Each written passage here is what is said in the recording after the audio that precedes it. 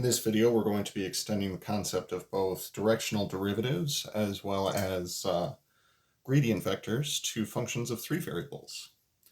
So suppose that you have w as a function of three variables. We'll call that w is equal to f of x, y, and z. Then we can define the gradient of f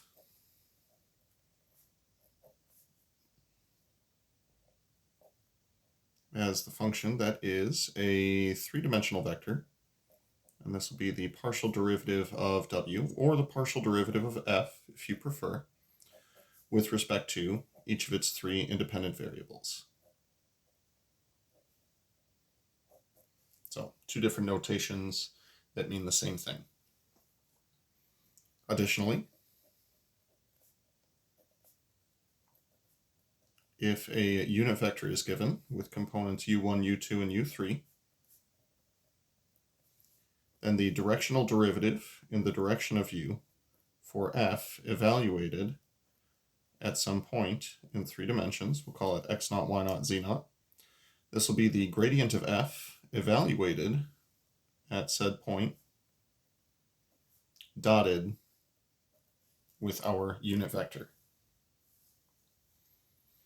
Now, one great question to ask is what would be the significance in terms of geometry for what does a gradient vector for a function of three variables actually mean?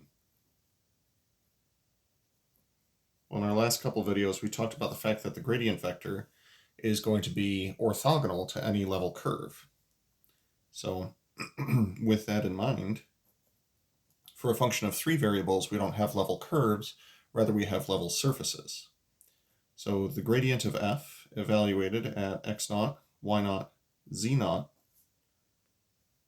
is orthogonal to a level surface.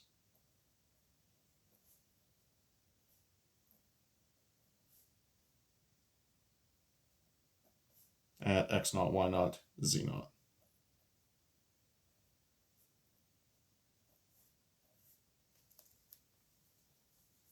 Now to interpret this means that we can come up with the normal vector for a tangent plane to a given surface.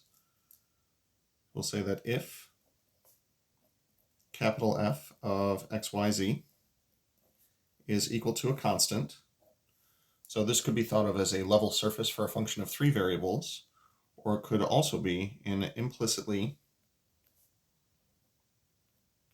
defined function of two variables. Many of our quadric surfaces and cylinders fell into these categories. Then the tangent plane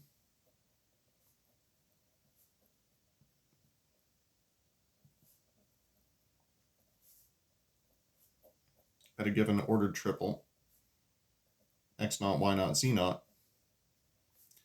has a normal vector of the gradient of capital F evaluated at said point. Now, when coming up with the equation for a tangent plane, it will be necessary for us to have a normal vector, which will be our gradient of f, as well as a given point. Once you have a point and a normal vector, we can come up with the equation of the plane. So we'll say use these to get the equation of the plane. I don't know if you all just heard that, but my cat just jumped up onto my piano, so I'm going to go take care of that.